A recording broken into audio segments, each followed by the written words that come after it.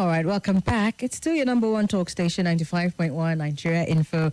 And it's time for us to get on the couch. One of my favorite things about Tuesday, and I hope it's your favorite as well, because we get to talk to our therapist who takes on issues that people have shared sometimes, and sometimes it's just an issue in the social space, and we get to address it and get into it proper.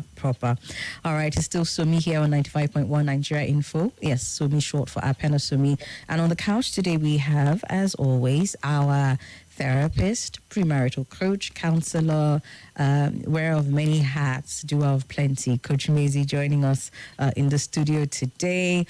Coach Mayzy, how are you doing? Good to have you here as always. Welcome. Thank you very much. Good evening to you, and it's always a pleasure to be with you guys here. All right. Good evening, listeners. There we go. All right, Coach Mayzy is good to go on this, and so I am going to open up the floor for him to get into it proper with us. I remember that we're streaming. Yes, we do stream Tuesdays and Thursdays. So we're live on Facebook at Nigeria Info Abuja. And you can also find us on YouTube at Nigeria Info Abuja. We'd like to get into this conversation with you proper. Just a bit of a highlight, so a bit of an intro before I bring Coach Mayzy in. So some people have heard the term toxic masculinity, and it sounded like something that just started getting thrown around as some sort of a buzzword. But apparently it's a term that has been discussed and been in existence since the 20th century, early 20th century.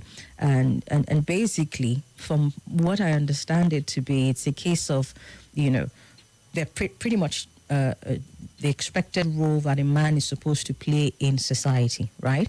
And so, but then some people have seen that, taken that role and said, okay, there's a role of a man and his place in terms of masculinity, and then there is what society has then expected for men to do, and that has sort of like corrupted the masculinity of men as you see these days.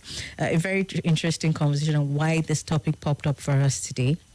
I was having a conversation with a friend of mine, and she said, look, times have changed, right? There were times when the expectations of men and the male folk that were traditional, but then as time changed and as time evolved, then it became a case of we needed to move away from what was traditional to us and started to discuss what was more of where we find ourselves in the society that we are in. And so you see the roles sort of blending into each other, right? That was a different phase that they had in terms of what is expected from men and masculinity and all of that. There's feminism or femininity on the other angle. We're going to get into that, probably not today, but we're going to see what we can do with this conversation, sort of break it down, right? And then it now became from the traditional to the blended or sort of egalitarian, and then from there it sort of like completely shifted again. But it's a question of times are changing, and so these things cannot be as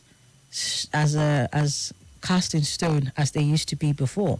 But the problem is not just that the times are changing, is that as the times are changing, people are putting their own labels on what is expected from men in relationships and what is expected from women in relationships, and it's sort of bringing a disconnect, right? And so that's why Coach Mayzy and I said, okay, let's have this conversation. There are different scenarios that we will be sharing with you in the course of the conversation, but we just thought let's get into this. So Coach Mayzy, having done the introduction, I'm going to hand over to you and then let you take the lead on this, because I'm sure in the course of your counseling and your coaching and all of that, you have had to deal a lot with this purported toxicity that is being displayed in masculinity. Oh, see my rhyming. All right, so Coach Mayzy, let's get into it with you, shall we? Good to have you here once again, and let's get your lead on this. Welcome. Yeah, thank you very much. And like I said earlier, it's always a pleasure to be here with you guys. Good evening, listeners. And you did a good job introducing the topic, so I don't need to give any background anymore. Okay. But basically, I mean, so let me first break down the two words involved, toxic and masculinity. Mm-hmm. Toxic is anything that is harmful, poisonous, extremely harsh, detrimental to a system. All right. So when we're talking about toxicity, we mean that this thing will cause harm. Do you understand? Okay. And, so joining it with masculinity, masculinity in itself is the quality that makes you a man. All right. There's masculinity, there's femininity. All right. It's those things that make a man behave like a man. All right. So generally speaking, I'm just keeping it as basic as possible. There are certain attributes, certain qualities that describe the characteristics of guys. Yeah. Right? And I'm talking about basically from your biology. All right? First, from your biology, and then it goes on to how you respond to the world. Okay, so that's the basic interpretation of masculinity, and then femininity, as it were, the qualities that describe a lady, right? So when you put that prefix to it, that toxic, in front of it, what we're saying is qualities that are attributed to a guy, speaking of toxic masculinity, that are harmful. And who is it harmful to? It's harmful to other humans. It's harmful to other relationships around you. You see, the human by design is a relational being. And if you're relational, it means that you're an emotional being. So imagine what the world would look like if human beings didn't have emotions. It's just going to be crazy. It's just going to be like a robot, Yeah. So we are relational. Our emotions are a part of our lives. Now, when any behavior from a partner, undermines your emotion and consistently, persistently being the operative word, consistently undermines your emotion and makes you feel less of yourself, whether it is a physical, a verbal, or a gesture, as it were, a non-verbal activity, it is toxic to interhuman relationships. It is harmful to interhuman relationships. Why? Because it puts the other person down. It makes them feel less of themselves. All right. And then it doesn't promote unity and oneness, which is basic for humanity to thrive. Okay. Now, that is on a general scale. Okay. Well, you see, the concept of toxic masculinity is not just about those bad behaviors that are detrimental to interhuman relationships, but it's the fact that those behaviors are now subtly influenced by pressure from the environment. All right? When you say environment, let's break it down. Because I know that, when you go back to where this conversation started, it wasn't even necessarily a thing of the women complaining. If you go back to the history of when it started, it was actually men saying, look, the society has placed certain expectations on us, and it's unfair, these expectations that society has placed on us, where you're saying that, for example, they make it sort of taboo for men to express their emotions. They make it such that the only way that a man can solve his problems or get what he wants is by being manly and exerting aggressiveness and, to some extent, violence to be able to get what they want, right? And it was men that first of all said, look, this is not right for us, before it now took on another dimension, that took on another dimension, that took on another dimension. So I just said all of that so that when you say pressure from the environment, we break it down and say, where did this pressure first of all come from and how has it evolved over the years? Go ahead, sir. Thank you so much. And like you rightly mentioned, you actually even answered it in the course of what you said, because you said stuff like society now expecting men to not exhibit certain emotions or certain behaviors as they are deemed to be feminine or weak and not typical of man. So when I spoke of environment, I'm talking about the entire cultures that promoted the concept of the man, the male human, being okay. Let me change the word. The concept that the male human has to be ego-oriented, power-driven. Do you get it? Aggressive, cannot be seen to show weakness. So, for example, if a man says, "I'm sorry," it could be interpreted as being weak. You get that? Yeah. If a man says, if a man tries to be polite and respectful of other people's boundaries, it will be interpreted as, he's not man enough. Like, nah. I mean, how can he be just so gentle? He needs to assert himself. Says, yes. Do you understand? Yeah. So if a man says he's maybe making certain sacrifices because of family, so maybe he closes from work and says, "Hey, I need to get home quickly because my wife and my children, I need to spend time with them." And they're like, "Come on, what kind of lily-livered guy is this? Come on, hang out with the boys, man. Drink beer and just have fun and just live the life," right? So you see, so society starts making it look like anything that doesn't come forth as forceful, as powerful, as aggressive, is belittling the man. Do you understand? Okay. And if you take it way back to history, it's not just so. I mean, three things always go together when we're talking about the evolution of the human and in behaviorally. We always go back to his upbringing, and then we speak about the environment in which that upbringing happened, and then we talk about the experiences and the significant experiences in his life. You see, so let's take it back to when that person was just a child, and then as a boy child. You would agree with me that you hear things like when a boy is crying, they tell him, "Be a man." Yeah, man up. How can you be crying? You're crying like a girl. Are you a girl? Be a man. Now, this thing is not just historical. It still happens till date. And the message of teaching that boy is that as a boy child, it is below you to express your emotions.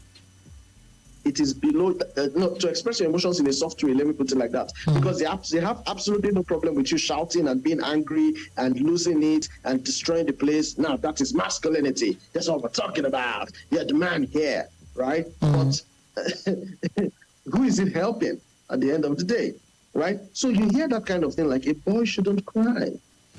A boy should be hard. You're a man, And those are the concepts that child starts growing up with, understanding that any soft display of emotion will be seen as being feminine. And you can't be feminine. You have to be a man. You have to be strong. You have to be powerful. You have to be aggressive. Now, have I said the man should not be strong? Not at all. Have I said he should not be powerful? Not at all. Have I said he should not be aggressive? Not at all. However, there are contexts to which these things apply. Of course, you should be aggressive in the fulfillment of your pursuit of your goals and your dreams and things like that, but not to the extent that it is detrimental to humanity. So you see, we must uphold the place of humanity. You must understand that the fellow human beings out there, all right, they have equal rights to life like you. If you know that you don't like it when people shout down at you and talk down at you and hit you and speak to you in some way and don't show you kindness and are mean to you, then you should also understand that the person out there equally doesn't like those things you don't like. Whether the person is male or female. Whoever, yeah, exactly, irrespective of the gender. You see, so when you're going polite with people, you're seen as soft and maybe not masculine enough, right? So that is the, as it were, corruption of the concept of masculinity that now begins to breed that toxicity from childhood.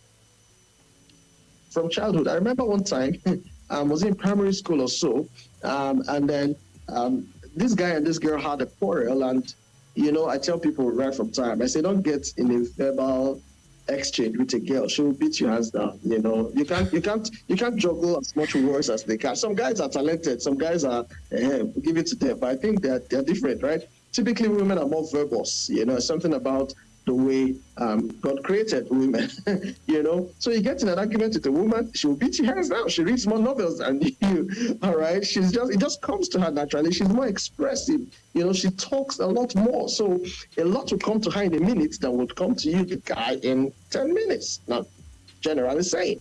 So this guy and this girl had an argument in class then, and of course the boys were cheering on the guy. Come on, deal with her. How can she talk to you like that? And the girl kept, going at him to the boy. Shut your trap. And this guy wasn't having it.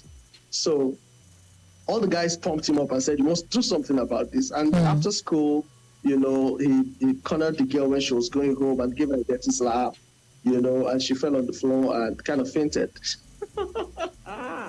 And then this guy was helpless. He was confused. And he ran to all those his friends that were pumping him up to say, slap her, deal with her. And all of them told him, now boy, now you do this one. Now why you slap her now? She say she don't get strong. She say don't get power. If you don't understand pitching, can't you see that the girl was looking frail and weak? Like, why did you hit her and stuff like that? The same people that were saying you had to do something about it. The same people that were pumping him up. You have to show masculinity. Do you understand? So for such a guy, imagine he didn't have to yield to that pressure. Yeah. He would have been branded and labeled as a soft guy, as a weak guy, as a feminine guy. Like he's not a man, he's a girl. Do you understand? That's where the toxicity, and this is way back primary school. This is how the toxicity begins to build. You see, and gradually it becomes more detrimental because you begin to talk down on the rights of women as a guy. Mm-hmm. You begin to see them as people who don't have an opinion where you are. Who is she to challenge your authority? Who is she to ask you questions? I did talk, woman, they follow me argue. Like, is she not a human being? Hello? Do you understand? Mm-hmm. Now, all this show that's the man is raising. He can't try it for his boss at the office, who is a woman. No. He cannot try it. Well, in his head, he has probably tried it out in like 100 different scenarios. But yeah, but that's the thing. It's the fact that they would even feel like, now just because you be male, I know for beats shake come on for your body. Why? Because she's saying do what you need to do, yeah. Not because she's being overly demanding or anything. She's just saying, look, you need to do this, you need to turn this in by so and so day. And in his head, he's thinking about, how dare she talk to me like this? I'm just saying, in those cases, that's where the toxic masculinity shows itself, right? Right? Okay. Yeah. Okay. Mm-hmm. You mentioned something else as another thing that shows when people are exhibiting men are exhibiting toxic masculinity. There is also the promiscuity, yes. Especially in our cultures here. Toxic masculinity has been known to praise men for having multiple sexual partners while expressing disgust at women that do the same. So it's like saying, you are a man. How? Only one? Married men, no. You mean say you not get another one where they, by decide, I now be saying you not be man now, so those are some of the ways that, it's expressed itself. And there's just a list of other things. There's also a tendency to be entitled to a woman's body just because you are a man. Oh, yeah. So, yes. So I just wanted to put that out there. I yield the mic back to you. Go ahead, sir. Oh, yeah. Yeah. Thank you for bringing up those two areas. So you see this thing, right? It's a mindset. And once that once that program is installed in a person's mind, he runs it across board his entire dealings with the female gender. All right. Mm-hmm. So, and what is that basic principle? It borders on disregarding the honor and the essence of the feminine gender. And then dealing with them as though they were somewhat inferior to the male species and then subjugating them. So it starts from there. That dishonor that the woman's as it were position doesn't quite matter, And you see, because all of those things were entrenched. What's the grammar now? That one. The entrenched. That one. Yes. Because it was entrenched in part of our culture, right? They grew up, with that software, as it were, that program running in their minds, and it begins to play out in everything. That is why he would not regard a woman's boundaries, for example, drawing from the example you gave. She's telling you, I don't want it. And he doesn't believe that a woman should have such an opinion to tell him what she wants or doesn't want because he wants it. What is fueling that is that same dysfunctional program that has been run from childhood. All right? So it goes on and on. But at the end of the day, like the topic says, it is toxic because it eventually does harm to the people involved. So let's narrow it down to, because you see, toxic masculinity is not only for romantic relationships, it plays out in every way, in every area. It plays out in the workplace, with your bosses, it plays out everywhere, all right? But because, we're trying to narrow it down to relationships, right? At the end of the day, you see that you really can't have a happy and loving relationship where there is a toxicity of this, or rather where there's a masculine toxicity. Because it means that one party in that relationship is not going to be free to express herself the way she desires, right? And then what is relationship if you are not free to express yourself? What is relationship if your emotions are not valid? And then you always have to second guess yourself because you allowed the true expression or representation of how you felt concerning the matter. You see, and that is why toxicity becomes the base for abuse in relationship. Now, let me say something very quickly. There are traits that are toxic, right? All right. That are unhelpful, that are harmful to the relationship. Right?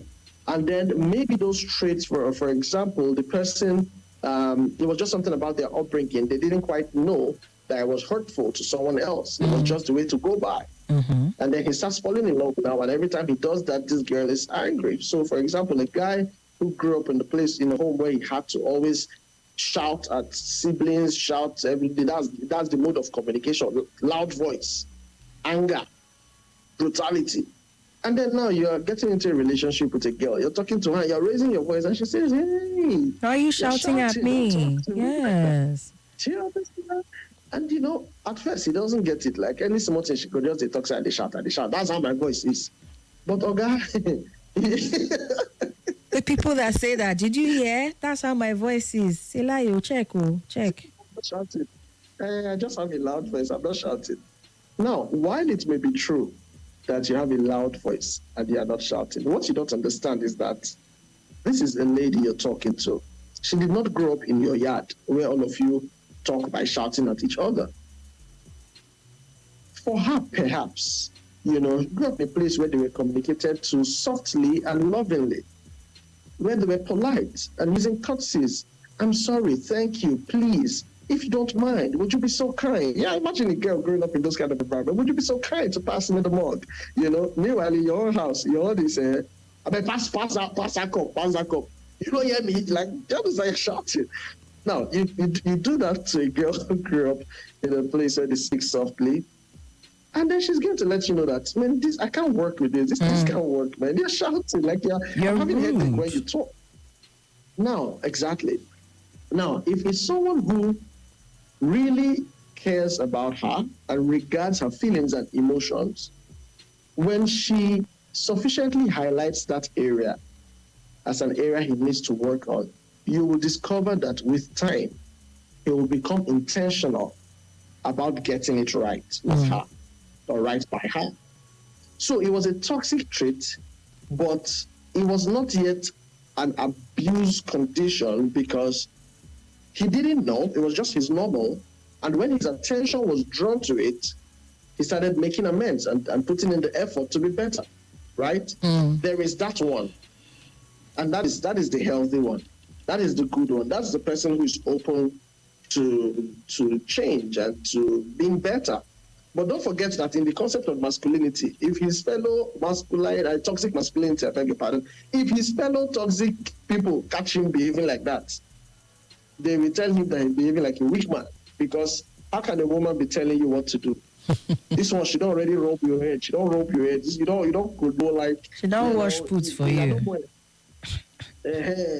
So she don't activate your move button now. They think straight again. Saying a woman going to tell you what to do.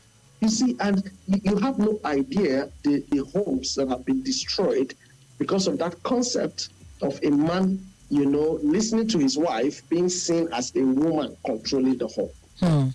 It has destroyed so many homes. What was the underlying program is that same toxic masculinity that makes him feel like it is out of place to consider the feelings and emotions of your wife. Seen to not be assertive, not even assertive, because assertiveness is not a bad word, it's a good quality, but you won't be seen to be powerful or controlling enough.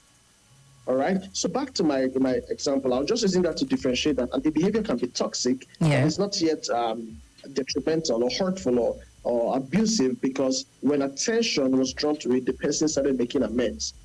Where it is terrible is where you are actually quite aware that this thing you're doing is not good. The person has drawn your attention to it, the lady has drawn your attention to it, but you continue doing it because it is your way of subduing her. I've heard men say time and time again, I want to break that woman. I will break her. She's too tough. I will teach her a lesson. I will break her. And the woman you're talking about is your wife. It's your wife that you are pursuing up and down, telling her how you love her and how she's the center of your world and how, what has changed now?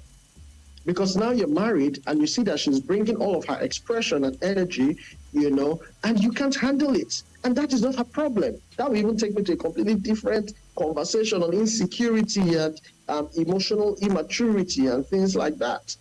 You see, that are all inside this whole, those are all some of the ingredients in that soup of toxic masculinity, many times, you see. And then, you know that your behavior is wrong, but you insist and continue doing it. And that is where manipulation also comes in, because he will do anything to put her at the place where he wants her to be. And it becomes the next level where it starts going beyond non-verbal to verbal and then physical. You see? Yeah. Now, that is the height of it. All right. Generally, when we speak of abuse and this toxic masculinity, many people just think about physical abuse. He hit me or he did not hit me. But it goes way beyond the hitting. Yeah, there's the physical side, all that physical hitting. Some people, what they do is they don't hit the lady so that she can't say that there's no evidence. Hit her. What do you say? So that there's no evidence. Exactly. But you know what they will do? They will destroy any other thing that's important to her. She has a dog, they'll beat the dog. They can even kill it. They'll destroy her phone. In some cases, it's their own children that they use to get at the women in their lives, their children. Exactly. You see, so they don't want to do it to her so that she can't have any case per se, but then they would get to her indirectly. That is also very terrible, right? And then, like you mentioned before, promiscuity, or rather, let me say infidelity. You are in a relationship with someone, more so married, but then you don't honor that union enough to make her the one and only person in your life, and then you expose her to all the risks of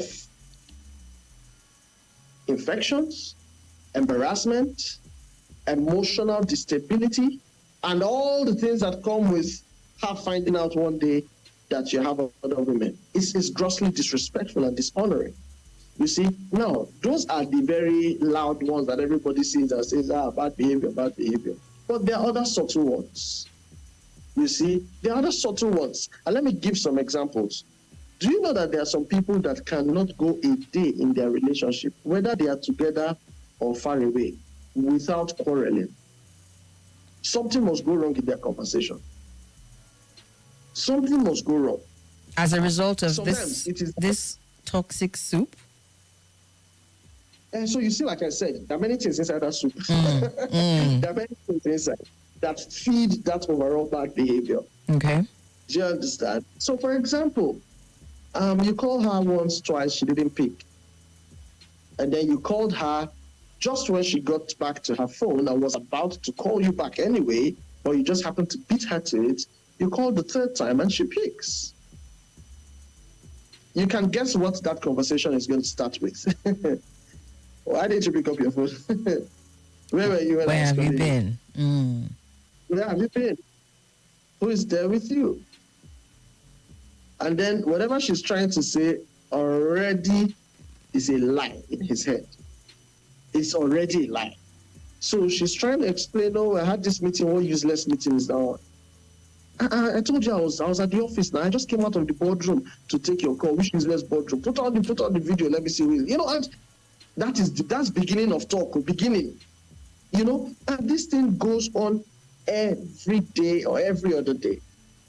I know people who have said to me before that they have never gone a week without misunderstanding and quarreling. I can't remember clearly, but I think I remember someone said there's no conversation that will not end with heightened tempers. The question is, like I always ask them, what are you still doing inside there? When you're not married, though. When you're not married, I'm asking, what are you still doing there? If you're married, the conversation is different. Come and see therapist. Let's help you. Do you understand? But if you're not married, I'll just ask you, what are you still doing there? Like, you can see clearly your future. Your future is not bright at all. Oh, but he loves me. He loves me. I like a man that is protective of me, that wants to know, that checks up on me regularly, calls me all the time. He loves me. Right? And also hits me once in a while. And disrespects me at will. Okay. So you see how that somehow the concept of the toxic masculinity is not only guys who hold it. Some ladies also have embraced it. And that is why for them, it is normal for him to be abusive of them. It is okay. They excuse it away. In fact, they understand that it is typical of a man to hit you once in a while. And do you know what? I'm sure you've heard people say. Exactly. And I wanted to come to that, the acceptance of it on the other part, because first of all, even just discussing masculinity in itself, before we even get to the toxic part, masculinity basically, depending on where you're from, is a function of your culture and your traditions and how you were raised, right? So just like you said, upbringing plays a huge role in this, in what the definition of of what masculinity should be to start with, and then before you start seeing the toxic ones, right? And so for a woman who is accepting of this, because I mean, and let me just go ahead and open the phone lines right now, because so it won't just be like we're talking over your heads. We've mentioned a few things, those of you who are listening, we've mentioned a few things, and share with us if you feel like we're on our own calling it toxic. If you feel like this is just basically a man being a man, share with us as well. Let's know, and then we can have a conversation around that, because like I said, a lot of these things are culturally defined, whether you are in Nigeria, whether in the USA. A lot of these things have been sort of laid down, and then when you now break it, the network, I don't know if it's from my end. Oh dear, can you hear me now? It's probably me. Can you hear me now, Coach? Okay.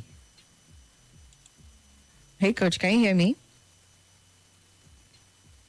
Okay. I think we're going to try and reestablish that network with Coach. But while we're doing that, let me just continue.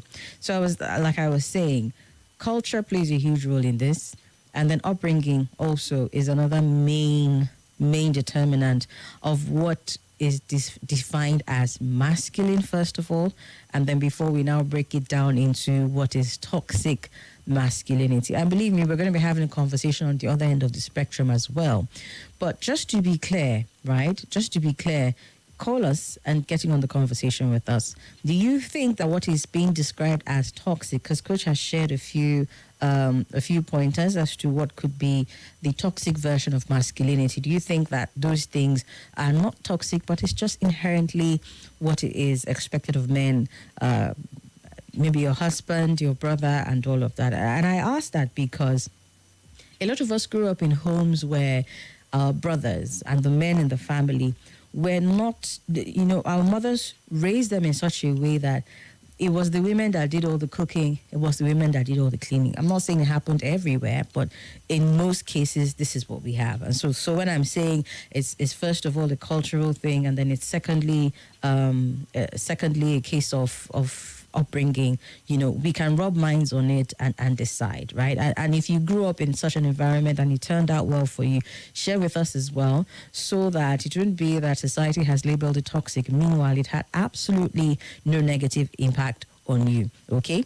So, yeah, a lot of us grew up in these households. Men didn't cook, men didn't clean. And if a man was seen to be doing that, let's start with even our brothers, the little growing up as children, right? If the young boys were seen to be doing that, then it was seen as a form of weakness on the part of the boys. And so most moms will not even raise their sons that way. Then you now think about a mom who actually raised her son to not cook and not clean. And then he goes ahead and marries a woman.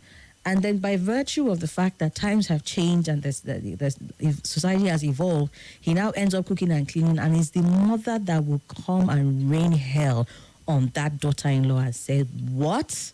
This is what you have turned my son into?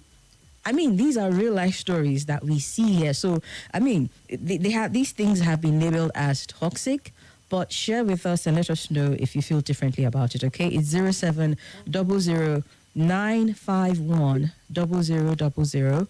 You can also call 0809 5974869 and 080 I will be sharing some statistics with you as well as to why we're having this conversation, because to a large extent what has played out in terms of toxic masculinity, you usually have it get to the point where there's a lot of violence in that environment, okay? So share with us if you feel differently about this, and then we bring Coach back on. Hello, good evening. Hello. Okay, 0700 or 0809597486. You could just send a message on WhatsApp, just in case you're not feeling up to calling as well, at 08099930137. Coach Mayzy, are you here with me? Okay. Something about the network. We're trying to resolve with Coach Mayzy, but let's hear from you in the meantime. Hello. Hello. Hi, good evening. Welcome. Good evening. Good to have you here, sir. Go ahead. Thank you. My name is Ben. I'm calling from Pleasure. Go ahead, sir. Thank you. I just come in anywhere, but I was able to get what the topic is all about. Yes, What is called toxic masculinity? Well, you may be right, but in Nigeria, as a society, we may not refer it that way. We may take it as, just as people said, being a man enough, or being socially wise, or being socially, smart. Because for me, I may call it the loss of morality, moral decadence. Yeah. Because originally, it wasn't so. Culturally, religiously, or otherwise, it's not acceptable at all.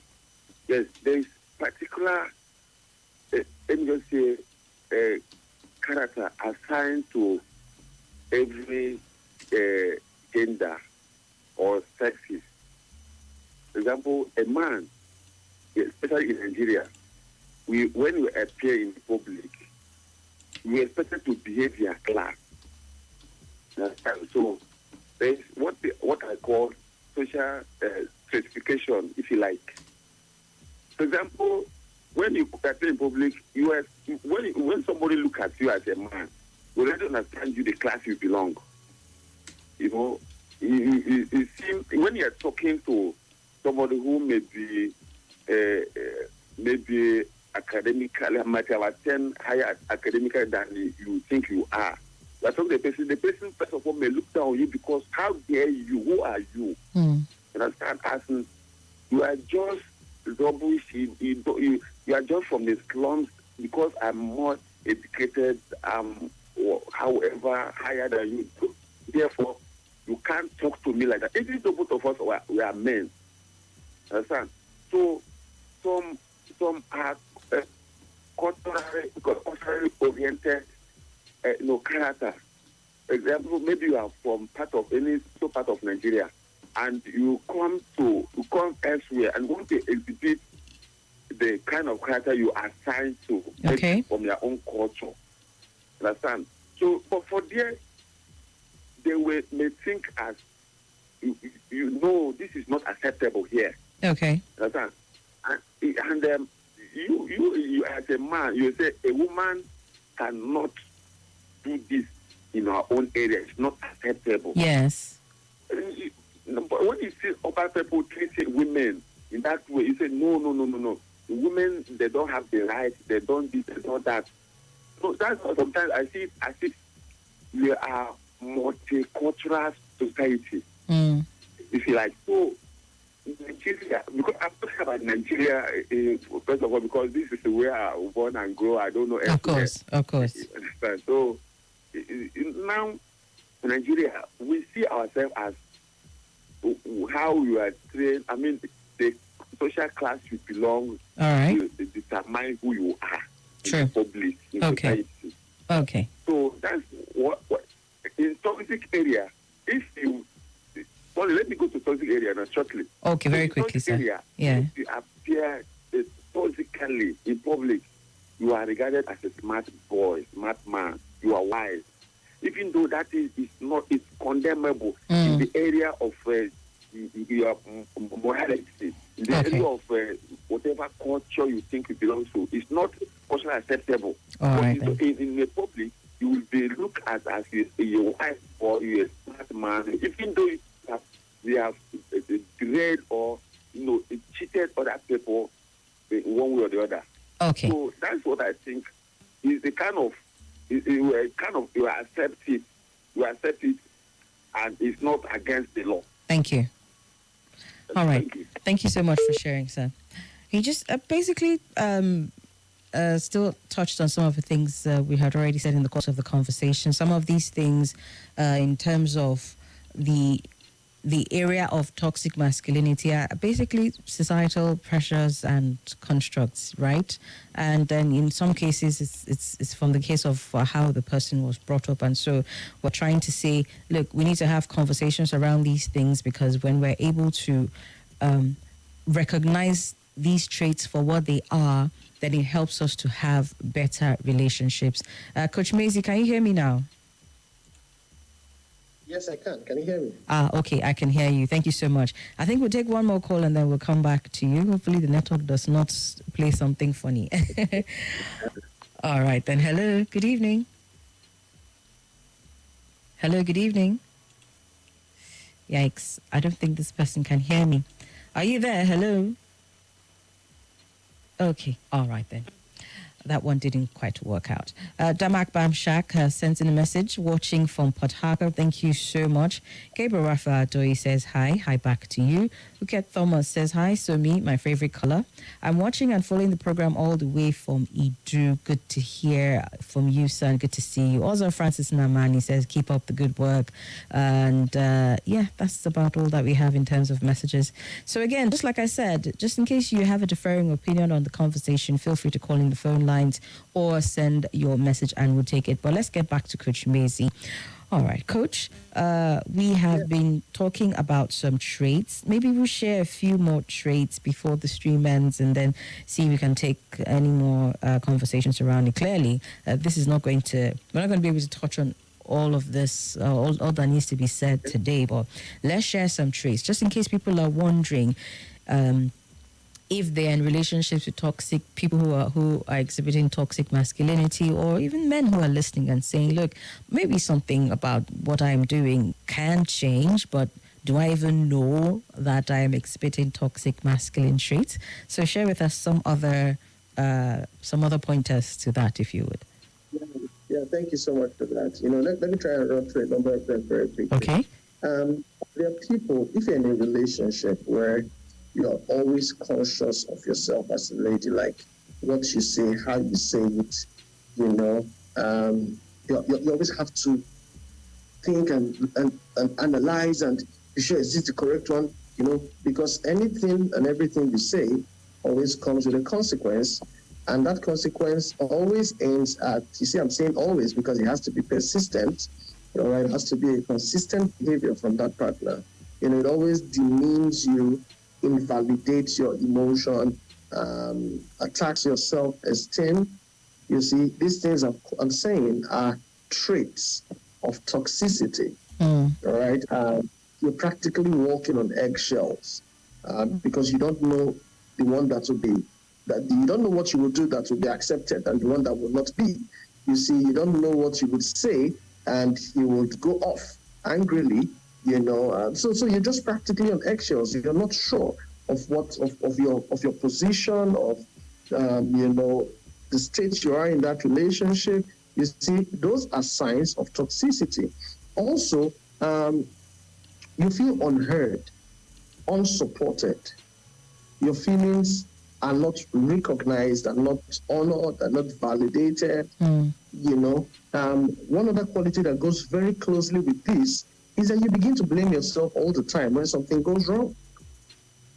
Because you feel like, oh, it was because I did not do this. If I had done it like that, oh, I should have done this better. Oh, it was because of that thing I said. Maybe I should not have said it. And that one, this quality I'm describing now, also derives very closely from the fact that every time something goes wrong, he makes you the guilty one. He will turn the story around and tell you, I slapped you because of that, your sharp mouth. If not that you said that thing, I would not have slapped you. And then you start feeling like, oh, it's true. It's because, I mean, people have told me not once, not twice.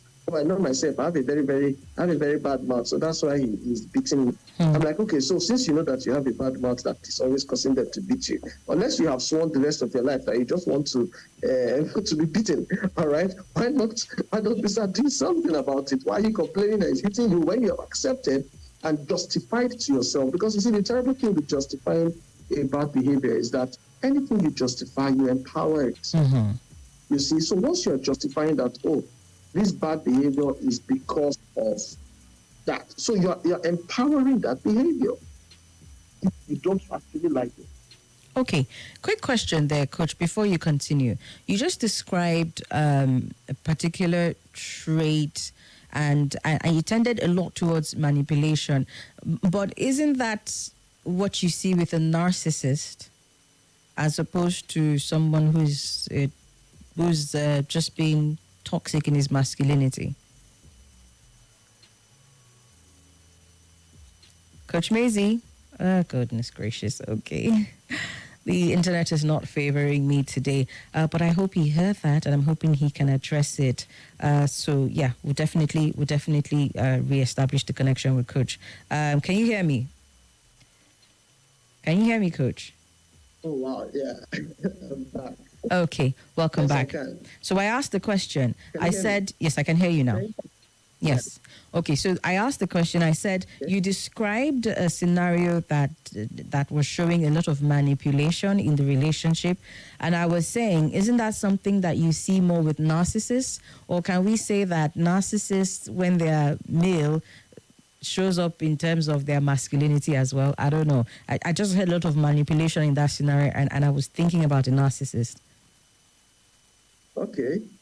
Yeah. So, like I said, you see, there's so many of those ingredients in there, right? That show up, in that big umbrella as toxic masculinity. Okay. Narcissism is one of those qualities. It's one of them. You see, because again, the person believes that he has this grandiose sense of self, a very high level of, in fact, more like over-importance. You know, they are the best thing in the world. You know, the world should revolve around them. You see, they don't regard you. They don't. They cannot be wrong. Even when they do something wrong, that wrong was because you did something wrong. You see, so it's all part of it. It's not embellished in it. You see, but quick to say that any personality disorder is not specific to any gender. True. All right, it's a human thing. Yeah. However, there are some that tend to be more pronounced among guys. So if it's easy for narcissism to be seen among guys because of the whole cultural build-up, which we have explained. Yeah. After all, you've always been made to feel like you're special, you're more important. You know, the world revolves around you. Who is a woman to talk to you? Women don't sit where men are talking. You know, culture has contributed all of that part. Yeah. And then now you just believe that it is the way to go. It's how life is. And then your girlfriend or your wife is asking you questions and you're wondering what effrontery. Don't try that rubbish. You know? And the girl is wondering, hey, what's going on here? You see, so yeah, there's a build up to that, and that narcissism is part of it. Okay. But I just wanted to say that there are also ladies who show narcissistic behavior. Yes, indeed. All right. Yeah. We're going to be talking about femininity and the toxic aspects of it as well, probably in the weeks to come. Yeah, but today, today we started with the men. Now, one very quick thing before we take a break, Coach Mayzy, I figured in a lot of circles where you have men, one of the things that has the toxic masculinity has brought about is, and you touched on it a little bit, but I want us to get into it some more. When they say that men showing emotion is a sign of weakness or femininity, right? And men apparently, in the toxic masculine definition, are expected to be mentally and physically tough all the time without breaking. I did say that I was going to share some statistics. I have quite a lot to share, but let me just touch on this one. Apparently, statistics and studies show that men are less likely to pursue avenues where they can talk about what's really bothering them, right? And in some cases, even go further and get mental health services like therapy, despite the fact that men are 1.8 times more likely than women to commit suicide. And so I want us to touch on that aspect and why it's important for us why it's important that we're having this conversation around being able to identify what the toxic masculine traits are, and then being able to open up and put yourself in spaces, especially for the men who are listening, where you see that these things have contributed negatively and they've impacted negatively to your relationship, your marriage, even raising your children. Because one of the statistics that I was looking at, it went along with you, and this is not just even in our parts, even though we know that it happens a lot in our parts, but all over the world, you see that thing that fathers do where they do not open up and have conversations with their children or their sons and bond with their sons. It's like, I've done what I can do for you. I've paid your school fees and all of that. Just go ahead and be a man. And men are not drawing their sons close and having conversations with them and nurturing them the way they should. In some cases, they've completely abdicated that role for the mothers, their wives, and says, go and raise your child. And then you only acknowledge that child when they have stepped up and been a man, not acknowledging all they had to go through to get them to that point where they are. In some cases, men have broken down because of these things. I've had conversations with a couple of men here and there, and they will always tell you that, who do I want to go and to tell this one? Who do I want to go and talk to about what is bothering me and what is disturbing me? In a lot of cases, they don't have people to do that. They might have a large circle of guys that they go out and drink with and jaye with, but even in those spaces, they don't have those conversations because of what society and culture has done in terms of labeling them as weak for showing any emotion or expressing any fear and all of that. So I just wanted you to touch on that very quickly, and then we'll go on the break. Coach Mayzy, over to you. Wow, thank you. You actually ran through a number of issues that at every point I wished I could say, okay, let me pick that one. Okay, let me pick this one. Okay, so I will try as quickly as possible to respond to that or to speak to it. You see, from that first notion that this is how men are not supposed to show soft emotions. Men are not supposed to, all those men are not supposed to do things that make men look like they're weaker or lesser. You see, it's not quite a man thing as it is a culture thing. All right? Right. When I say culture, I'm talking about the entire spectrum of upbringing, environmental factors, and experiences. From childhood, from the day the boy child is introduced into the world, he starts being programmed to think in a particular kind of way about his gender. Now, this programming is subconscious. Why? Because it is mostly in the things he observes in his environment. He sees how his dad behaves. He sees how his uncles behave. He sees how the other men around him behave. He sees their gestures with the women or towards women. He sees that they never cry or they never show signs of weakness, even though they have the emotions there. And let me say this about emotions. Emotions are not, it's not a sign of weakness to express your emotion. As a matter of fact, it is a mark of strength. Strength because you are able to identify it and express it. Expressing emotion is very key for your well-being. All right. Howbeit, there are ways to express it healthily, because that's another extreme. Right. So it is good to be able to express emotions healthily. And when we say healthily, we mean that where it's not harmful to the other person, where it upholds humanity. I'm always talking about that, because ultimately we need to understand what empathy means. We need to understand the value for the other person who we're relating with. We need to understand the value of the human, right? So yes, so men think that when you show those softness, it is weakness, but it is not. Now, on the other hand, what men need to understand is that there's a positive side to masculinity, and it is there for your good. It is for you to be able to coordinate and provide and protect and do the work that you have been wired to do as a man. There's something about your frame which is tougher and stronger than the frame of a woman, and it is for a purpose. What are those things? One, leadership.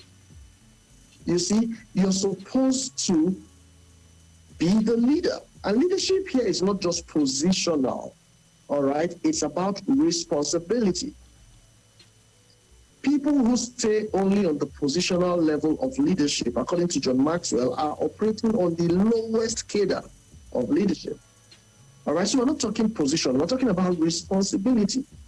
Leadership is actually spelled service or responsibility. You see, so we're saying that as the man, as that one who is tougher, who is stronger physically, and generally speaking, you should be conscious about the fact that you should use this to be able to coordinate the affairs of your home. All right, you should develop yourself to the extent where you're able to make sound decisions and not disregarding the opinions of others, but being able to coordinate the collective reasoning and engagement of everyone in the home, and then coming out with the decision that works the best. You see, those are marks of healthy masculinity, all right? Including the protection part. You're working with your wife, and you hear, boy, you leave your wife, take off, you base, you see these things happen sometimes. Something happens, a guy father his babe and fly first. No, that is very that is very wrong. If you really want to prove that you're the man and you are masculine, there should be some protection there. You should be able to keep her away from danger. All right? You're with your wife in the room. You hear boom, boom, boom on the door. You tell her, go and check. Go and check who's there. While you are doing what? Oh, dear. Do you understand? Yeah. So there is all that men need to understand, that you can be all that and yet in touch with your emotions. Okay. That's just what I'm trying to say about that. All right. Let me not go on.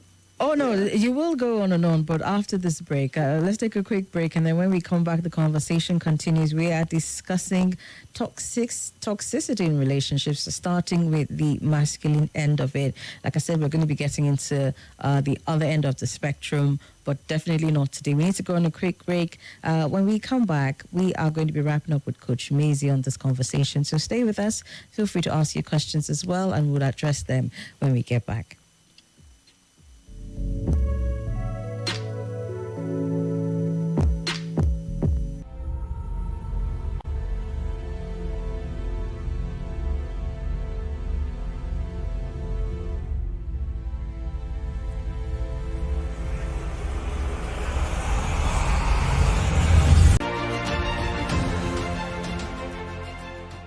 This is Nigeria Info.